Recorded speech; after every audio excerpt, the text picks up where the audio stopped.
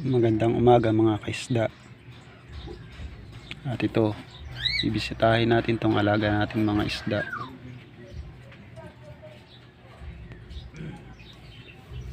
Yan o. Dami na nila. So ito ay reptab. Kaya mabilis silang makapagparami. Lagyan natin ng mga halaman na siyang taguan para magbuga ang ating mga inahing gapi. Yan o, dami na nila. Hindi ko pa naihiwala yung mga mga anak. So dapat ihiwalay natin itong mga to para mas mabilis mag-grow o mabilis lumaki. Pero hindi ko na inalis, hinayaan ko na lang at bahala na sila maglakihan dyan. Dami niya no, hanggang ilalim. Yes, dami.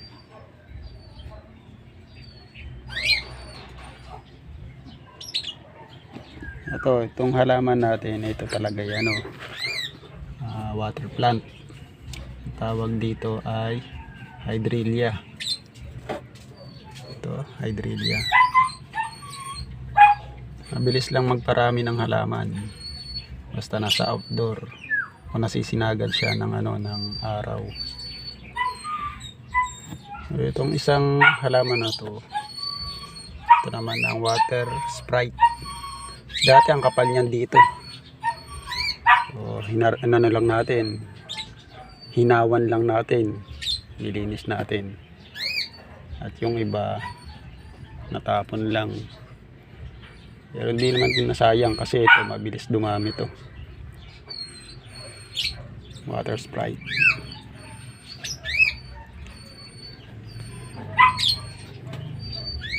Pag nakakita lang ng may ugat, pwede nating putulin, then ilublob uli natin sa tubig o lagyan natin ng pabigat para mas maganda na sa ilalim mismo magkairon siya ng talbos o kaya yung ganto. Yan talaga ang mga mga pang-gapi plant, yung mga hiding place ng mga inahin para magbuga. Meron kasing tendency na pag nagbuga sila at may hina ang anak, possible na makain pa ng mga iba, ng mga malalakas. Pero normally hindi naman to dito mga killer fry. Pwede sa mga balon. Ayun, talaga merong doon. Meron kumakain ng mga anak. Sa gapi, pinapabayaan ko lang kasi kaya hindi ko alam kung talaga kumakain sila ng mga anak. Pero yan ang dami sa baba. Yan. Ang dami niyang fry.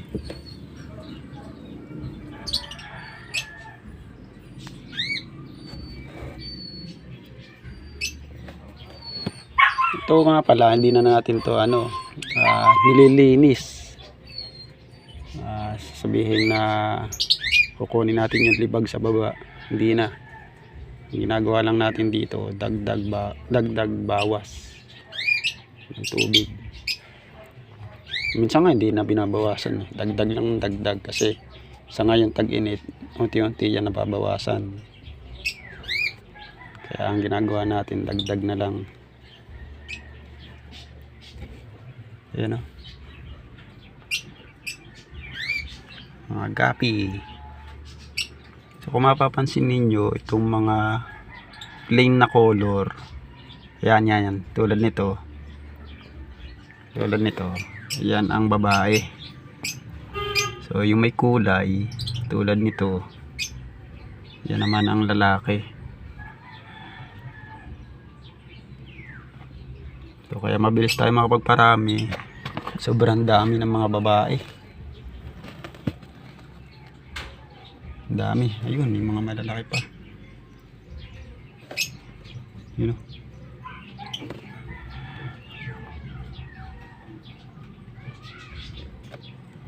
Yan. Ito o. Yan. Yan po ang lalaki. Yan sa babae naman. Ito.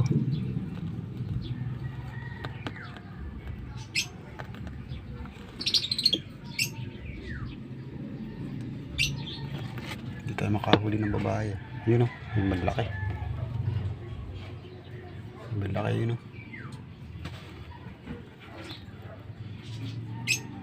Yes, ang ganda ho. Gandang tignan. Yan o. Yan ang gapi.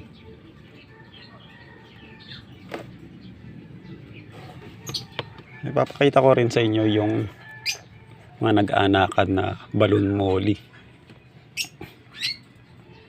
Balon molly na silver at saka marble.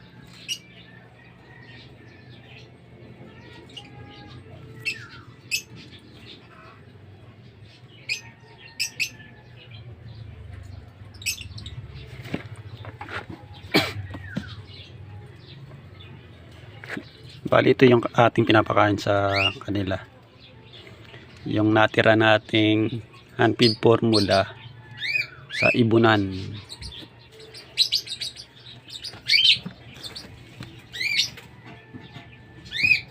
Papatak lang tayo. Pag mga ganito kasi hindi ko na pinapakain sa ibon to. Kasi kagabi pa to. Ay, hindi ko na iubos sa kanila. Kaya sa mga isda na lang. So hindi pa rin sayang kasi nagamit natin sa isda. Yan na. Ang gusto nila yan.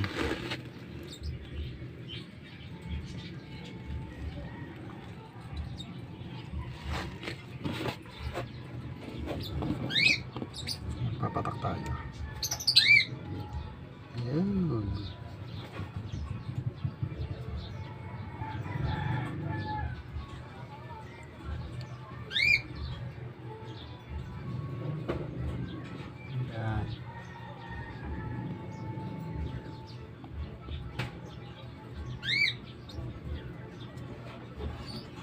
At syempre dito naman tayo sa balon molly. So, dito nakalagay yung ating balon molly.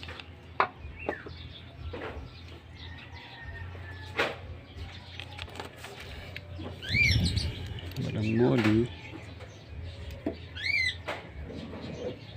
Bigyan natin ng pagkain.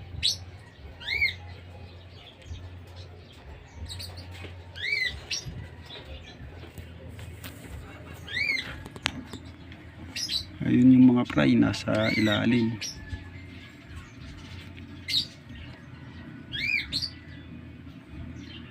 Takpan natin para makita.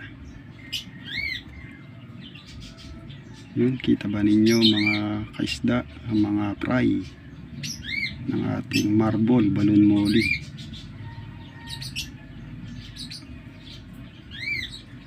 Madali lang naman mag-breed ng balon molly.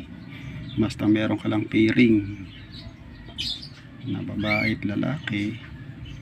Mas maganda kung trayo, 2 babae, 1 barako, para mas mabilis mapagparami.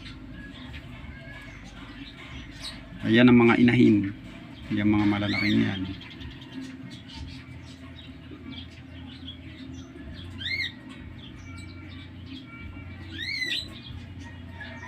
Kung mapapansin ninyo, wala tayong gamit na aerator o water pump.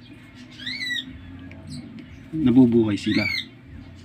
So ang technique natin ay yung mga halaman. Kasi yung halaman na yan, bibigay yan ng ng oxygen. Kung mapapansin natin, pag tanghali, lalo't mainit, naglalabas ng bula yan. Ang mga halaman na yan. Kaya kahit wala ka ng aerator, mabubuhay ang ating mga alagang isda.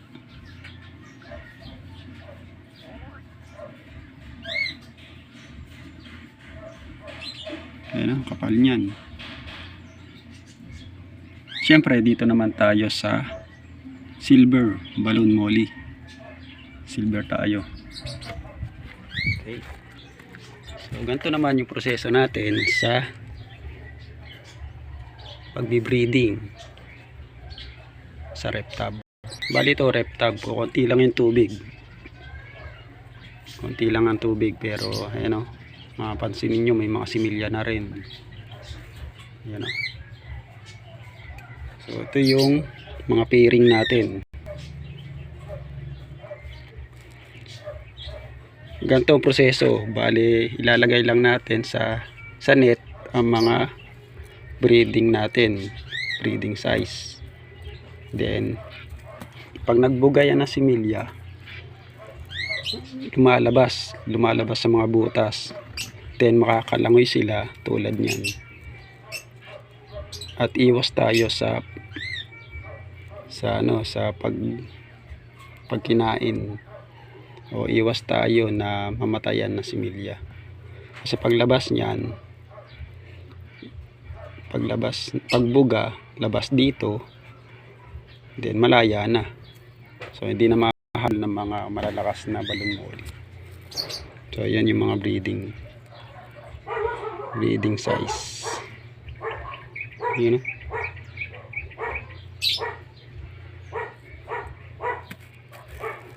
Yun na, kung mapapansin ninyo, merong nakalagay na isang similya. Ayun o.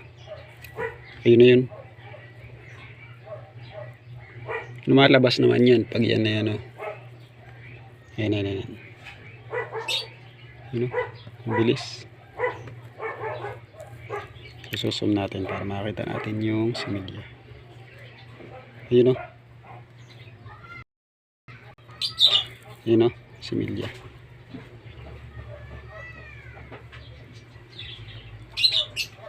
Yan. At yan ay pwedeng lumabas, labas-pasok diyan sa net. Kaya kung hinahabol siya, pwede siyang makaligtas. Pakainin din natin itong mga similya. Yan.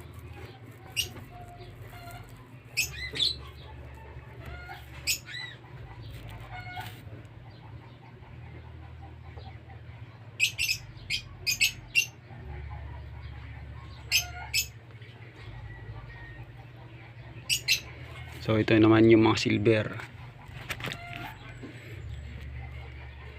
Kaya mga anak niyan ay sure ball na mga silver din. Ayun o.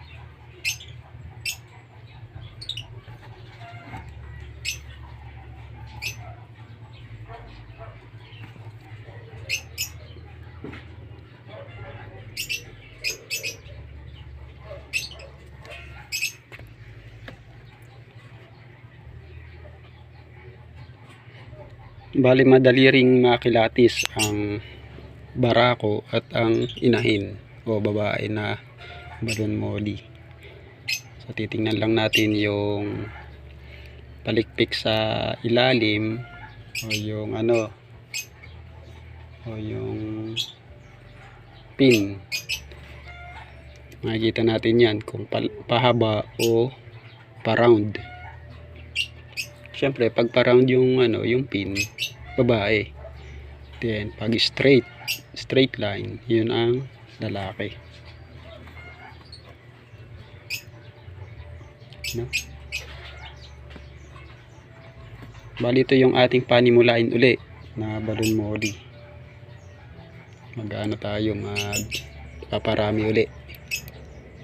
Dati marami na tayong ganito, kaya lang naging-busy sa trabaho, kaya hindi ganong naintindi.